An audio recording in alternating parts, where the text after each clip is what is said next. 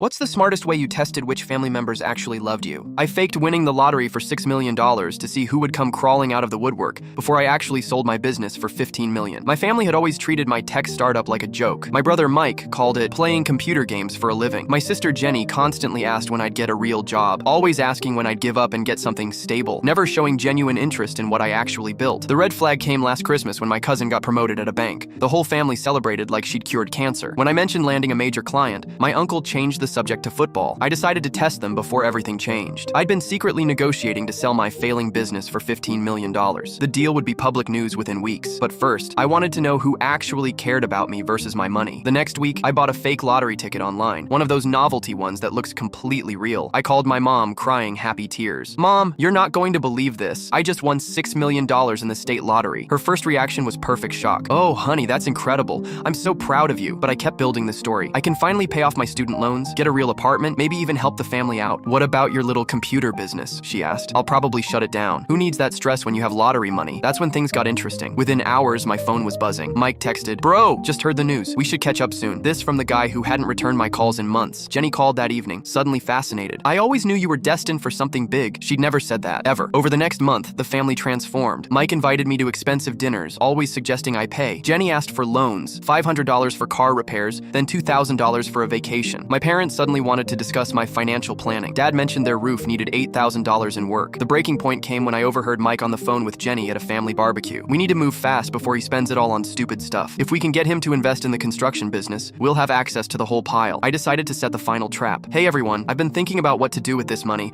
I want to give back to the family that supported me." I pulled out a notebook at Sunday dinner. "I'm thinking $50,000 each to start. Who wants to tell me how they've supported my dreams over the years?" Mike jumped in immediately. "Remember when I always said your computer thing would pay off? I always believed in you, man." Jenny nodded eagerly. "And I always defended you when people said you were wasting your time. I told everyone you were building something special." My parents smiled proudly. "We never doubted you for a second," Dad said. Then I pulled out my phone and played the recording from the barbecue. Mike's voice came through clearly. "Move fast before he spends it all on stupid stuff." Everyone froze. The color drained from Mike's face. "Turns out I never won the lottery. That was a fake ticket. But I did just sell my little computer business for $15 million. The announcement goes public tomorrow." I showed them the signed purchase agreement. I wanted to see who actually loved me versus who loved my money. Now I know. Mike tried explaining he was looking out for my financial future. Jenny claimed she was just excited for my success. "Then why did none of you care about my success until you thought I had lottery money?" Turns out Mike had borrowed money from 3 relatives claiming investment opportunities and never paid anyone back. Mike and Jenny didn't speak to me for weeks. When they called,